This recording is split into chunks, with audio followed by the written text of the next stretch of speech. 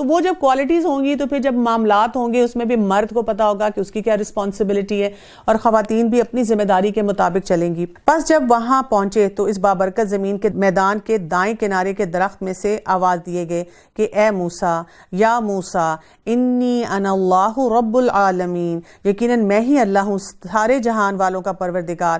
اور یہ بھی آواز آئی کہ اپنی لاٹھی ڈال دے۔ پھر جب اس نے دیکھا کہ وہ سانپ کی طرح پھن پھنا رہی ہے تو پیٹ پھیر کر واپس ہو گئے اور مڑ کر رخ بھی نہ کیا۔ ہم نے کہا اے موسیٰ آگے آ، ڈر مت، یقیناً تو ہر طرح امن والا ہے۔ اپنے ہاتھ کو اپنے گریباں میں ڈال، وہ بغیر کسی قسم کے روگ کے چمکتا ہوا نکلے گا، بالکل سفید، اور خوف سے بچنے کے لیے اپنے بازو اپنی طرف ملا لے۔ بس یہ دونوں معجزے تیرے لیے تیرے رب کی طرف سے ہیں، فرعون اور اس کی جماعت کی طرف، یقیناً وہ سب کے سب بے حکم اور نافرمان لوگ ہیں۔ موسیٰ علیہ السلام نے کہا پروردگار، میں نے ایک آدمی کو قتل کر دیا، اب مجھے اندیشہ ہے کہ وہ مجھے بھی قتل کر ڈالیں گے، اور میرے بھائی ہارون مجھ سے بہت زیادہ فصیح زبان والا ہے، تو اسے میرا مددگار بنا کر میرے ساتھ بھیج دے، وہ مجھے سچا مانے، مجھے تو خوف ہے کہ وہ سب مجھے جھٹلا دیں گے۔ اب آپ دیکھیں کہ جب اللہ تعالیٰ کی طرف سے کوئی ذمہ داری آتی ہے تو تھوڑی سی انسیکیورٹی بھی کئی دفعہ ہوتی ہے، جیسے موسیٰ علیہ السلام نے اپنی تمام انسیکیورٹیز کو سامنے رکھا کہ میرے یہ ویک ایریاز ہیں، یہ مجھ سے ہوا ہے، یہ میرا پاسٹ ہے، اور ساتھ مددگار بھی مانگا کس کو؟ اپنے بھائی کو، کہ وہ مجھ سے زیادہ ایلیکوینٹ ہیں بولنے میں، ان کی فصاحت ہے ان کے بات کرنے میں، وہ زیادہ اچھی طرح سے معاملات کو لے کے چل سکتے ہیں۔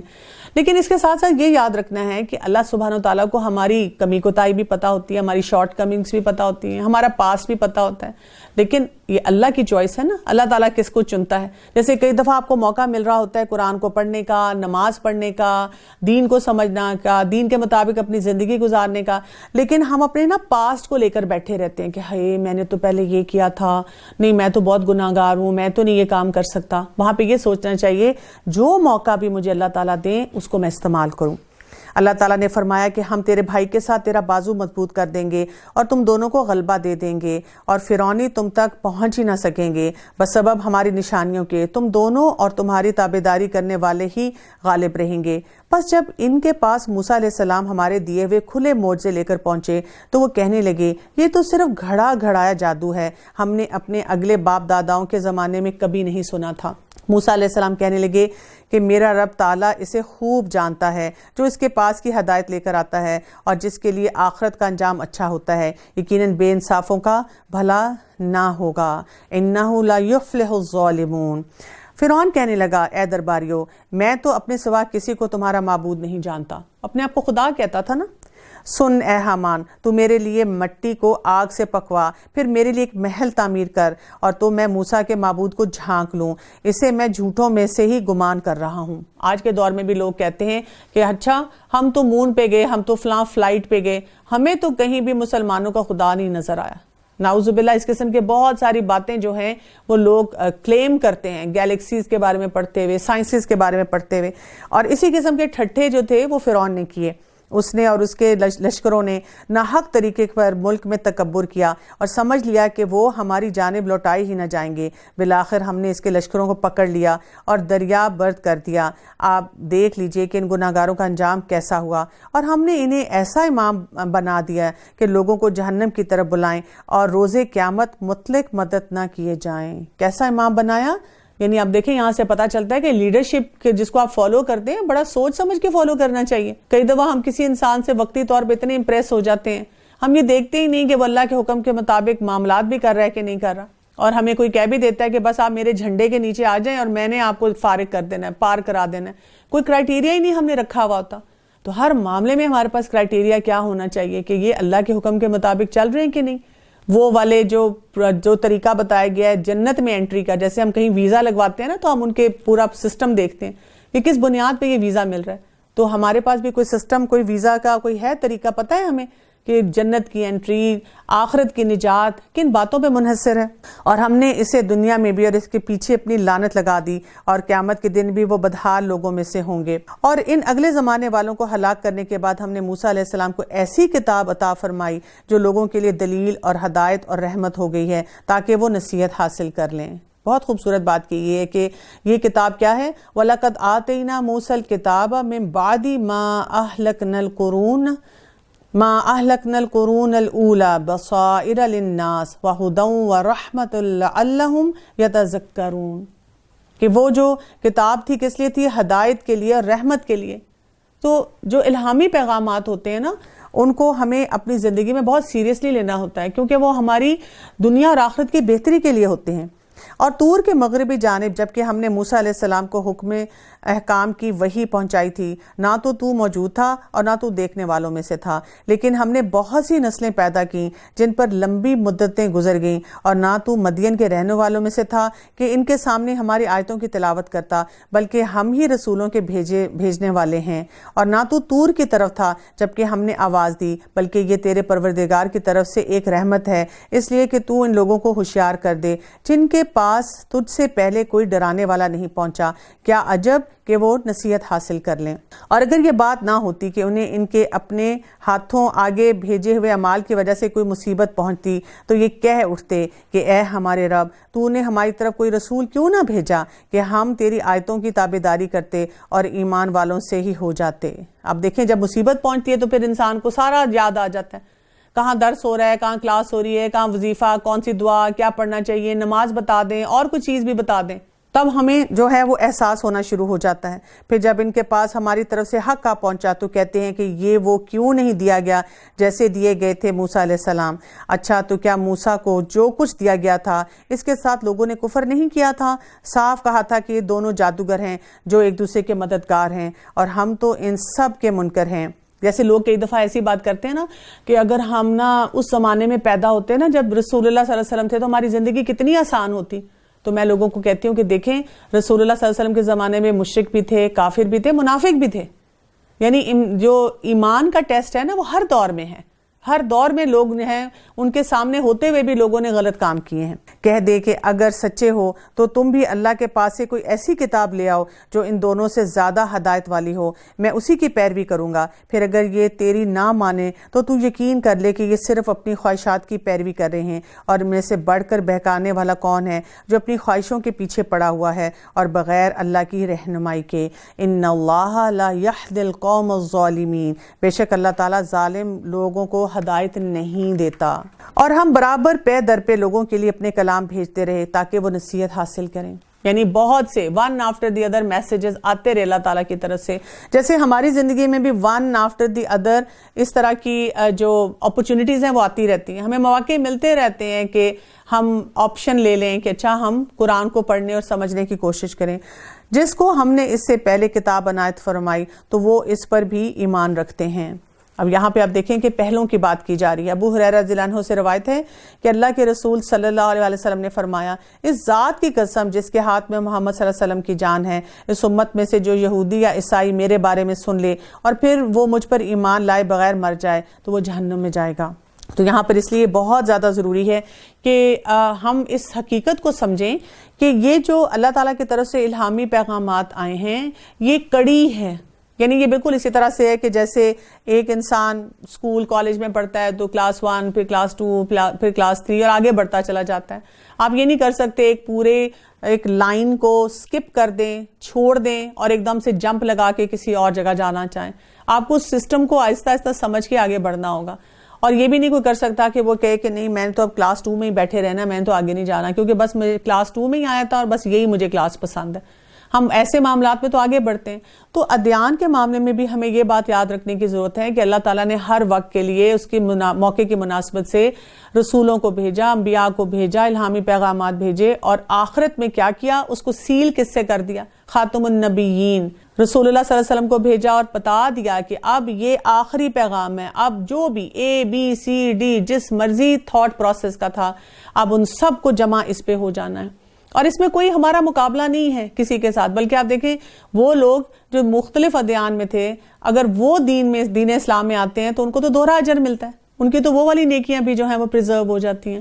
تو اللہ سبحانہ وتعالیٰ نے بڑے انصاف کے ساتھ لوگوں کو اس سسٹم کو سمجھایا، اور جب اس کی آیتیں ان کے سامنے پڑھی جاتی ہیں تو وہ کہہ دیتے ہیں کہ اس کا ہمارے رب کی طرف سے حق ہونے پر ہمارا ایمان ہے، ہم تو اس سے پہلے ہی مسلمان تھے، یہ اس لیے اپنے کیے ہوئے صبر کے بدلے دورہ دورہ اجر دیے جائیں گے کہ یہ نیکی سے بدی کو ٹال دیتے ہیں، اور ہم نے جو انہیں دے رکھا ہے اس میں سے دیتے رہتے ہیں۔ کیوں ہے؟ اولئک یؤتون اجرہم مرتین بما صبروا ویدرؤون بالحسنۃ السیئۃ ومما رزقناہم ینفقون، کہ برائی کو صبر بھی کرنا ہے، برائی کو اچھائی سے جو ہے وہ کرنا ہے دور، اور خرچ کرتے چلے جانا ہے۔ اور جب بیہودہ بات کان میں پڑتی ہے تو اس سے کنارہ کر لیتے ہیں اور کہہ دیتے ہیں کہ ہمارے عمل ہمارے لیے، تمہارے عمل تمہارے لیے، تم پر سلام ہو، اور ہم جاہلوں سے الجھنا نہیں چاہتے۔ تو یہ بھی ایک ڈگنیفائڈ طریقہ ہمیں بتایا جا رہا ہے کہ اپنے اوپر انسان فوکس کرتا ہے، اور جب کوئی غلط کام کر رہا ہو تو اس میں الجھتا نہیں ہے۔ آپ جسے چاہیں ہدایت نہیں کر سکتے، بلکہ اللہ ہی ہے جسے چاہے ہدایت دے سکتا ہے، ہدایت والوں سے وہی خوب آگاہ ہے۔ تو یہاں پر ہمیں یہ بھی پتا چلتا ہے کہ ہدایت کس کی طرف سے آتی ہے، ہدایت کی توفیق کہاں سے ملتی ہے؟ یہ اللہ تعالیٰ کی طرف سے ملتی ہے، اور اس کے لیے وہی بات ہے کہ پھر انسان کوشش بھی کرے، اور انسان کے دل میں بھی یہ خواہش جو ہے وہ زیادہ سے زیادہ ہو۔ کہنے لگے اگر ہم آپ کے ساتھ ہو کر ہدایت کے تابعدار بن جائیں گے تو ہم تو اپنے ملک سے ہی اچک لیے جائیں گے، کیا ہم نے انہیں امن و امان اور حرمت والے حرم میں جگہ نہیں دی جہاں تمام چیزوں کے پھل کھنچے چلے آتے ہیں اور رزق کے طور پر ہماری طرف سے، لیکن ان میں سے اکثر کچھ نہیں جانتے، اور ہم نے بہت سی وہ بستیاں تباہ کر دیں جو اپنی عیش و عشرت میں اترانے لگی تھیں، یہ ہیں ان کی رہائش کی جگہیں جو ان کے بعد بہت ہی کم آباد ہوئی ہیں۔ وَكُنَّا نَحْنُ الْوَارِثِينَ، اور ہم ہی ہیں آخر سب کچھ کے وارث۔ تو اللہ سبحانہ وتعالیٰ نے جو بہت سی نعمتیں دی، لیکن اگر ان کا غلط استعمال ہو گیا تو کیا ہوگا؟ نقصان کس کا ہوگا؟ انسان کا اپنا ہی ہوگا۔ تیرا رب کسی ایک بستی کو بھی اس وقت تک ہلاک نہیں کرتا جب تک کہ ان کی کسی بڑی بستی میں اپنا کوئی پیغمبر نہ بھیج دے جو انہیں ہماری آیتیں پڑھ کر سنا دے، اور ہم بستیوں کو اس وقت تک ہلاک کرتے ہیں جبکہ وہاں والے ظلم و ستم پر کمر کس لیں۔ دو دیکھیں کنڈیشنز یہاں پر آئی ہیں۔ کب تک ہلاک نہیں کیا جاتا؟ جب تک اپرچونٹیز نہ مل چکے ہوں سیکھنے کے۔ اور کب ہلاک کر دیا جاتا ہے؟ جب وہاں ظلم کی حد ہونی شروع ہو جائے۔ تو ہمیں ان دونوں معاملات میں کیئرفل ہونا چاہیے۔ پہلی بات کیا ہے کہ ہم کوشش کریں کہ ہم اپنے دین کو سیکھیں، ہم ڈریں نہیں، ہم یہ نہ سوچیں کہ پتہ نہیں دنیا ہماری کدھر جائے گی۔ ایفرٹس کریں اپنے لیے، دین اور دنیا کو مرج کریں، یہ ہمارا سب سے بڑا ٹارگٹ ہے اور چیلنج ہے آج کل کے دور میں۔ دوسرا یہ اپنے آپ کو بھی ظلم سے روکیں، ہم کسی کے ساتھ ظلم اور زیادتی کرنے والے نہ ہوں۔ آپ دیکھیں نا کئی دفعہ انسان بڑا بولڈلی کرتا ہے، لوگ بتاتے ہیں بچوں کو، کئی دفعہ والدین خود کہتے ہیں اگر تمہیں کوئی اسکول میں تنگ کرے نا ٹکا کے لگا دینا۔ کالج میں بھی اگر کوئی بچہ لڑائی جھگڑا کرا تو کہتے ہیں ماشاءاللہ، واہ واہ میرا بچہ کیسے لوگوں کو باتیں سنا دیتا ہے۔ اور یہی بچہ جب پھر آگے معاشرے کے اندر اس کا ایک اہم رول ہونا شروع ہو جاتا ہے تو وہاں بھی وہ بہت ظلم کرتا رہتا ہے۔ لوگ دیکھیں پراپرٹیز کھا جاتے ہیں، جھوٹ کی بنیاد پہ کاروبار پورے جو ہے ختم کر دیتے ہیں، لوگوں کا مال لوٹ کر لے جاتے ہیں۔ کیسی کیسی ظلم کی شکلیں ہمیں نظر آتی ہیں، اور انسان کئی دفعہ سوچتا ہے، دل دہل جاتا ہے کہ کیسے کسی نے یہ کام کیا۔ اور یہ تبھی ہوتا ہے جب انسان دین سے دور چلا جاتا ہے، اور اس کی وجہ سے پھر یہ معاملات اس کی زندگی میں بڑھنا شروع ہو جاتے ہیں۔ اور تمہیں جو کچھ دیا گیا ہے صرف دنیا زندگی کا سامان اور اسی کی رونق ہے، ہاں اللہ کے پاس جو کچھ ہے وہ بہت ہی بہتر اور دیر پا ہے۔ کیا تم سمجھتے نہیں ہو؟ کیا بات نہیں سمجھ آتی ہمیں؟ یہ بات جو کہ آیت نمبر 60 میں آئی ہے سورہ القصص کی، وَمَا أُوتِيتُم مِّن شَيْءٍ فَمَتَاعُ الْحَيَاةِ الدُّنْيَا وَزِینَتُهَا، کہ کیا ہے کہ یہ جو کچھ ہم دیے گئے متاع ہے دنیا کی، یہ تھوڑی دیر کے لیے ہم نے استعمال کرنا ہے، اس میں مزہ بھی کریں، سب کچھ کریں، لیکن یہ دنیا کی رونق جو ہے یہ ٹیمپرری ہے۔ وَمَا عِندَ اللَّهِ خَيْرٌ وَأَبْقَىٰ، لیکن جو اللہ کے پاس ہے وہ بہتر بھی ہے اور وہ باقی رہنے والا بھی ہے۔ تو کیا ہم چاہیں گے؟ ہم یہی چاہیں گے نا کہ ہم وہ چیز استعمال کریں۔ جیسے آپ دیکھیں ہم دنیا میں کہیں پہ بھی کوئی چیز خریدتے ہیں کتنا ٹھوک بجا کے لیتے ہیں نا کہ یہ اس کی وارنٹی کتنی ہے اور یہ کتنے سال چلے گی، اور موازنے میں دو چیزیں آ جائیں وہ کہیں جی یہ جو چیز ہے نا یہ بس کچھ پیسے بھی کم ہیں اور یہ بس آپ کا ایک سیزن نکالے گی، 2 سال نکالے گی، اتنا چل ہی جائے گی۔ ہم کہتے ہیں نہیں بے نہیں، ہم زیادہ پیسے لگا لیں گے، زیادہ وقت لگا کے ڈھونڈ لیں گے، زیادہ محنت کر لیں گے، لیکن چیز وہ چاہیے جو ذرا لاسٹنگ ہو، زیادہ دیر کے لیے چلے۔ اتنی ڈسپوزیبل چیزیں نہیں ہمیں رکھنی ہیں۔ تو پھر آخرت کے معاملے میں ہم کیوں ایسے ہو جاتے ہیں؟ افلا تعقلون، عقل نہیں استعمال کرتے۔ تو عقل کو کہاں پر استعمال کرنا ہے؟ یہاں پر سوچنا ہے کہ دنیا جو کہ ہمارے ہاتھ سے چلی جانی ہے، اور ہم دنیا سے لوگوں کو جاتے ہوئے دیکھتے ہیں اتنی جائیدادیں، اتنا پیسہ، اتنا سٹیٹس، اتنی ڈگریاں، سب کچھ یہیں رہ گیا۔ اور اس وقت ہم بیٹھ کے اس کے لیے قرآن پہ قرآن پڑھ رہے ہیں کہ اس کو بخشتے جائیں، تو وہ تو اس کو فائدہ کیا دے گا جو اس نے اپنی زندگی میں اپنا گھر نہیں بنایا آخرت کے لیے؟ کیا وہ شخص جس سے ہم نے نیک وعدہ کیا، جس سے وہ قطن پانے والا ہے، مثل اس شخص کے ہو سکتا ہے جسے ہم نے دنیا کی زندگی کا کچھ سر و سامان دیا، پھر بالآخر وہ قیامت کے روز سزا کے لیے حاضر کیا جائے گا، اور جس دن اللہ تعالیٰ انہیں پکار کر فرمائے گا کہ تم جنہیں اپنے گمان میں میرا شریک ٹھہرا رہے تھے وہ سب کہاں ہیں جن پر بات آ چکی؟ وہ جواب دیں گے کہ اے ہمارے پروردگار، یہی وہ ہیں جنہیں ہم نے بہکا رکھا تھا، ہم نے انہیں اس طرح بہکایا جس طرح ہم بہکے تھے، ہم تیرے سرکار میں اپنی دست برداری کر رہے ہیں، یہ ہماری عبادت نہیں کرتے تھے۔ اب آپ دیکھیں وہاں پہ ڈسکلیمر چل رہے ہوں گے، وہاں پہ وہ جنہوں نے بہکایا وہ کہیں گے ہم نے بہکایا، لیکن کہیں گے اللہ تعالیٰ آپ ہمارا معاملہ درست کر دیں، ہم سے جو ہو گیا، مطلب انہوں نے ہمیں کیوں فالو کیا؟ اپنی مرضی سے فالو کیا۔ کہا جائے گا کہ اپنے شریکوں کو بلاؤ، وہ بلائیں گے لیکن انہیں وہ جواب تک نہ دیں گے اور سب عذاب دیکھ لیں گے، کاش یہ لوگ ہدایت پا لیتے۔ اس دن انہیں بلا کر پوچھا جائے گا کہ تم نے نبیوں کو کیا جواب دیا، پھر تو اس دن تمام خبریں اندھی ہو جائیں گی اور ایک دوسرے سے سوال تک نہ کر سکیں گے، ہاں جو شخص توبہ کر لے۔ اب کنڈیشن یہاں پہ آ گئی، فَأَمَّا مَن تَابَ وَآمَنَ وَعَمِلَ صَالِحًا فَعَسَىٰ أَن يَكُونَ مِنَ الْمُفْلِحِينَ۔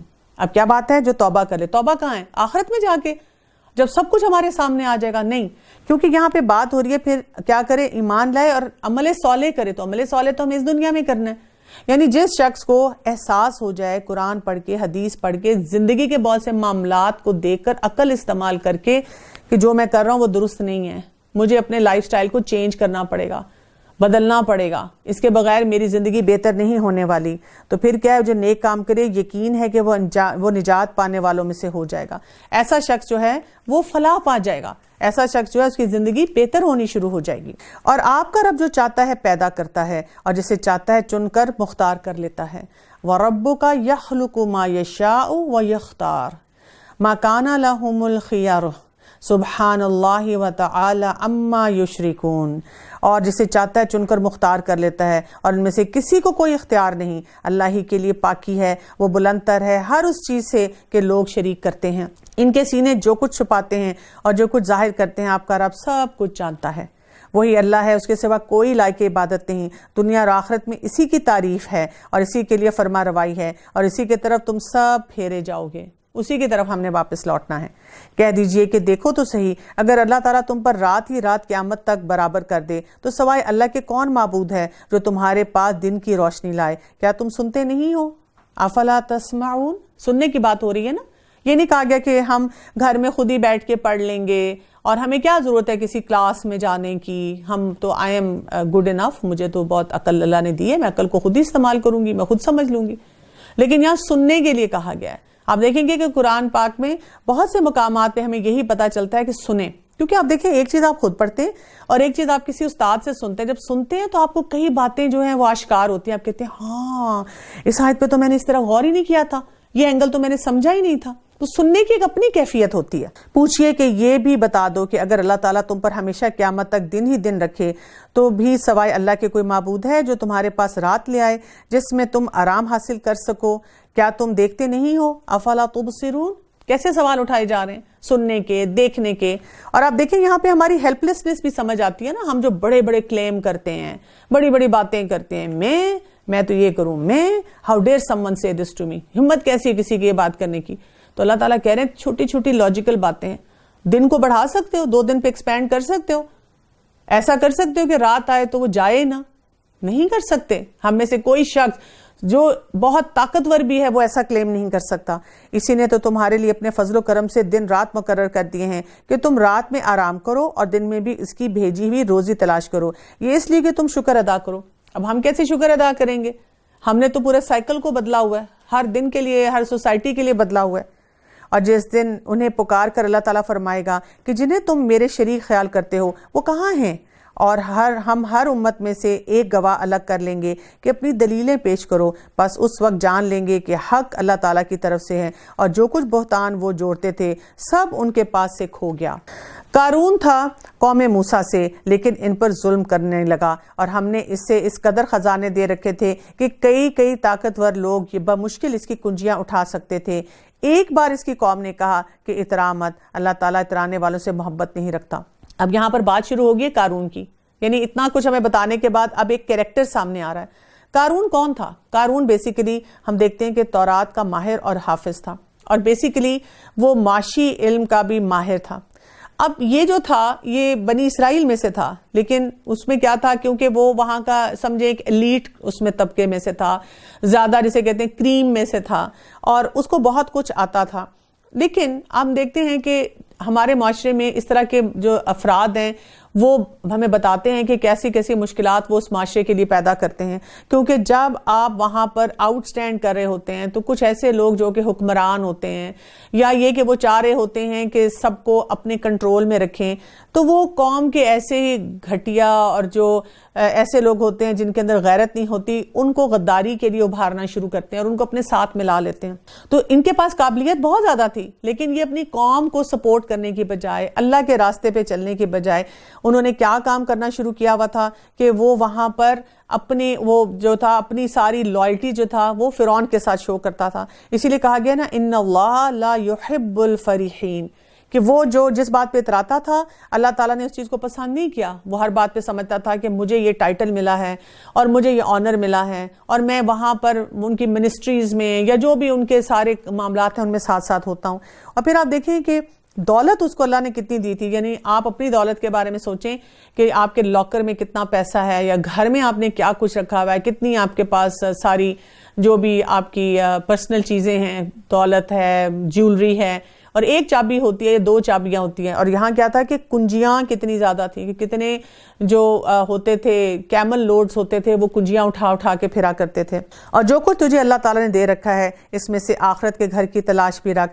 اور اپنے دنیا کے حصے کو بھی نہ بھول. اور جیسا کہ اللہ تعالیٰ نے تیرے ساتھ احسان کیا ہے تو بھی اچھا سلوک کر، اور ملک میں فساد کا خواہاں نہ ہو. یقین مار کہ اللہ مفسدوں کو ناپسند کرتا ہے. اب آپ دیکھیں کہ جب قارون کو وارننگ بھی مل رہی ہے، لیکن وہ کیا کر رہا ہے، وہ اپنے آپ کو کیونکہ بہت چیز سمجھ رہا ہے، تو اسی کے مطابق وہ ایک اس کا ایٹیٹیوڈ یہ ہوتا ہے کہ کوئی نہیں ہے، یہ کسی قابل نہیں ہیں لوگ.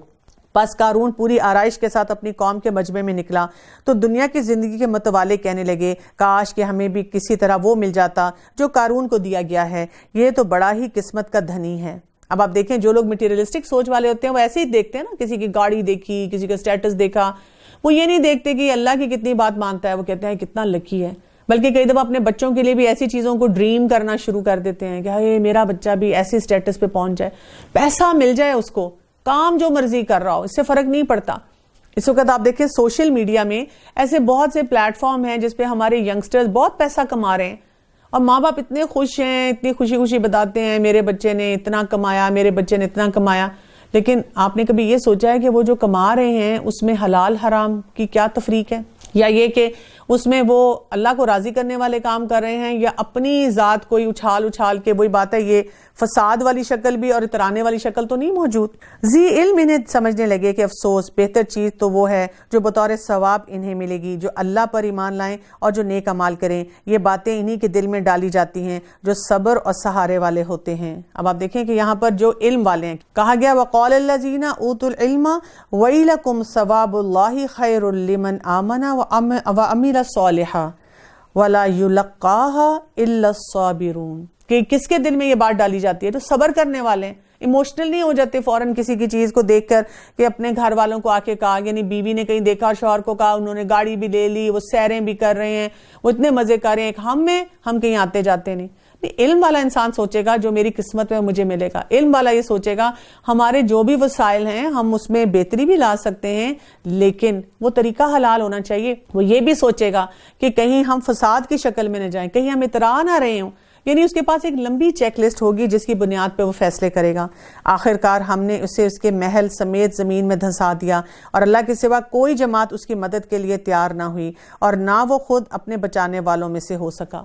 سوچیں ذرا کہ اتنا کچھ ہونے کے باوجود کیا ہوا. یہاں پہ جو آ رہا ہے نا، جیسے ارتھ کو ایک ایسا تھا جیسے ٹارگیٹڈ تھا کہ اسی کو جا کر اس نے ہٹ کیا. ابو ہریرہ رضی اللہ عنہ سے روایت ہے کہ رسول اللہ صلی اللہ علیہ وسلم نے فرمایا قیامت کے روز اللہ تعالیٰ اس شخص کی طرف رحمت کی نظر سے نہ دیکھے گا جس نے دنیا میں اپنا تہبند تکبر سے لٹکایا. تو تکبر، یہ ایروگنس جو ہے اللہ تعالیٰ کو پسند نہیں. اسی طرح رسول اللہ صلی اللہ علیہ وسلم نے فرمایا ایک شخص تکبر کے ساتھ اپنا تہبند گھسیٹتے ہوئے چل رہا تھا کہ اسے زمین میں دھنسا دیا گیا، اور وہ اسی طرح قیامت تک زمین میں دھنستا رہے گا.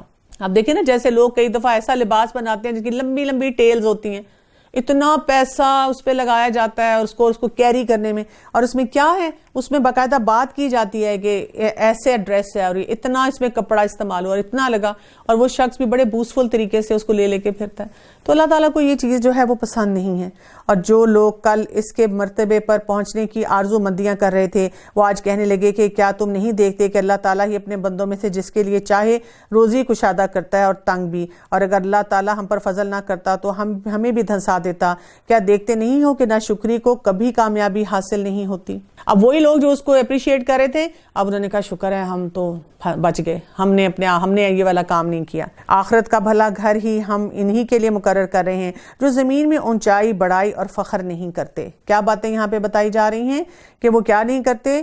وہاں پہ ان کے پاس کیا آتا ہے، تلک الدار الآخرہ نجعلها للذین لا یریدون علوا فی الارض ولا فساد، کہ نہ وہ اپنے آپ کو اونچا دکھانے کی کوشش کرتے ہیں، کسی طرح سے پرومیننٹ کرنا چاہتے ہیں، نہ وہ فساد کرتے ہیں۔ اور پھر والعاقبۃ للمتقین، کہ آخرت کا بہترین گھر کس کے لیے انجام کے حساب سے؟ جو متقی لوگ ہیں۔ جو شخص نیکی لائے گا اسے اس سے بہتر ملے گا، اور جو برائی لے کر آئے گا تو اسے بدعمالی کرنے والوں کو انہی کے اعمال کا بدلہ دیا جائے گا جو وہ کرتے ہیں۔ جس اللہ نے آپ پر قرآن نازل فرمایا ہے وہ آپ کو دوبارہ پہلی جگہ لانے والا ہے، کہہ دیجئے کہ میرا رب اسے بخوبی جانتا ہے جو ہدایت لایا اور اسے بھی جو کھلی گمراہی میں ہے۔ آپ کو تو کبھی اس کا خیال بھی نہ گزرا تھا کہ آپ کی طرف کتاب نازل فرمائی جائے گی، لیکن یہ آپ کے رب کی مہربانی سے اترا۔ اب آپ کو ہرگز کافروں کا مددگار نہیں ہونا چاہیے۔ اب یہاں پہ بھی آپ دیکھیں کہ قرآن کی بھی عظمت کی یہاں بات ہو رہی ہے، اور رسول اللہ صلی اللہ علیہ وسلم کی نبوت کا بھی یہاں پہ ذکر ہو رہا ہے۔ ابو ہریرہ رضی اللہ عنہ فرماتے ہیں کہ اللہ کے رسول صلی اللہ علیہ وسلم نے فرمایا، مجھے جامع کلام عطا کیے گئے ہیں اور مجھے اپنے دشمنوں پر روب کے ساتھ مدد دی گئی ہے، اور میں سویا ہوا تھا کہ میں نے دیکھا کہ زمین کے خزانوں کی چابیاں میرے ہاتھ میں دے دی گئی ہیں۔ پھر ابو ہریرہ رضی اللہ عنہ کہتے ہیں کہ اللہ کے رسول صلی اللہ علیہ وسلم تو اس دنیا سے چلے گئے اور تم اب ان خزانوں کو نکال رہے ہو۔ کون سے خزانے ہیں یہ؟ جو ہمیں قرآن کو پڑھنے میں ملتے ہیں، یہاں سے ہمیں یا احادیث سے ہمیں پتہ چلتے ہیں، یہاں سے ہمیں پتہ چلتا ہے کہ ہم نے اپنی زندگی کیسے گزارنی ہے اور اس میں اپنے برکات جو ہیں کیسے سمیٹنی ہیں۔ خیال رکھیے کہ یہ کفار آپ کو اللہ تعالیٰ کی آیتوں کی تبلیغ سے روک نہ سکتے، اور اس لیے کہ یہ آپ کی جانب اتاری گئی ہے اور آپ اپنے رب کی طرف بلاتے رہتے ہیں اور شرک کرنے والوں میں سے نہیں ہوتے۔ اللہ تعالیٰ کے ساتھ کسی اور کو معبود نہ پکارنا، بجز اللہ تعالیٰ کے کوئی اور معبود نہیں۔ ہر چیز فنا ہونے والی ہے مگر اسی کا منہ، اسی کے لیے فرما روائی ہے اور تم اسی کی طرف لوٹائے جاؤ گے۔ تو اصل لوٹنا ہمارا اللہ تعالیٰ کی طرف سے۔ اب یہ کہ جو قارون کا بھی ہم نے واقعہ پڑھا نا، اور اس میں پیسے کی بات تھی، آپ دیکھیں کہ ہماری بھی پوری سوسائٹی جو ہے نا مٹیریلزم پہ بہت چلتی ہے، اور ہر بچہ یہ چاہتا ہے جب آپ اسے کچھ سکھانے کی کوشش کریں وہ کہتا ہے کہ میرے پاس تو پیسہ ہونا چاہیے اور میرے پاس تو ایک لائف سٹائل ہونا چاہیے، کیونکہ وہ جو سکرین کھولتے ہیں، جو جہاں پہ جاتے ہیں، ان کو یہ گلیمر کی یہ شکل آتی ہے کہ جس کے پاس پیسہ ہے اس کے پاس خوشیاں ہی خوشیاں ہیں۔ اور یہاں پہ ہم دیکھتے ہیں کہ یہ قارون کے پورے واقعے میں ہمیں پیسے سے ریلیٹڈ 5 قسم کی گائیڈ لائنز ہیں جو مل رہی ہیں۔ پہلی گائیڈ لائن کیا ملی ہے کہ اگر پیسہ اللہ تعالیٰ دے تو اس پہ اترانا نہیں چاہیے۔ دوسری گائیڈ لائن ہمیں یہ ملتی ہے کہ ہمیں اس کا کریڈٹ اللہ تعالیٰ کو دینا چاہیے کہ اللہ نے چاہا، نہیں تو آپ دیکھیں کتنے لوگ کاروبار رن کرتے ہیں، کام کرتے ہیں، سٹارٹ اپس کرتے ہیں، انٹرپرینورشپ کی طرف جاتے ہیں، بہت سارے کام کرتے ہیں، لیکن ہر ایک کا بزنس کامیاب نہیں ہوتا۔ تو آپ نے اپنے آپ کو ہی وہ عقل کل سمجھ لیا کہ میں نے سب کچھ حاصل کر لیا، یہ اللہ کی طرف سے ہوا۔ پھر تیسری بات یہ ہے کہ اس کو اللہ کا احسان سمجھنا چاہیے، یعنی اس سے انسان کے اندر ہیوملٹی آتی ہے کہ یہ نہیں کہ میں ڈیزرو کرتا تھا، دراصل میں نے پڑھا تھا نا، ڈگری لی تھی اور پھر میں نے سارے ریسورسز استعمال کیے اس لیے دیکھو مجھے سب کچھ ملا، نہیں، اللہ کا میرے پہ احسان تھا تو یہ سب کچھ ہوا۔ چوتھی چیز یہ ہے کہ لوگوں پر خرچ کرنا چاہیے، کہ جب اللہ نے ہمیں دیا ہے تو ہمارے ہاتھوں سے نکلے اور لوگوں تک بھی پہنچے۔ سرکولیشن آف منی ویسے ہی ہمارے دین میں بہت اہم ہے۔ اور پانچویں جو اہم بات ہے وہ یہ ہے کہ فساد کی کوئی شکل جو ہے ہماری زندگی میں نہیں ہونی چاہیے۔ اگلی سورت کی طرف چلتے ہیں، 20واں پارہ ہے سورہ العنکبوت۔ بسم اللہ الرحمن الرحیم۔ الف لام میم حسب الناس ان یترکوا ان یقولوا آمنا وهم لا یفتنون۔ شروع کرتی ہوں اللہ کے نام سے جو بہت مہربان اور نہایت رحم فرمانے والا ہے۔ الف لام میم، کیا لوگوں نے یہ گمان کر رکھا ہے کہ ان کے صرف ان دعووں پر کہ ہم ایمان لائے ہیں ہم انہیں بغیر آزمائے ہوئے چھوڑ دیں گے؟ آپ یہ دیکھیں کہ یہ تقریباً سمجھیں کہ مڈل تھا جو مکی دور کا جب یہ نازل ہوئی، کیونکہ شروع کے دور جو تھا مکہ میں جب رسول اللہ صلی اللہ علیہ وسلم نے تبلیغ کرنی شروع کی تو اس ٹائم تک تو ایک وربل قسم کا ابیوز تھا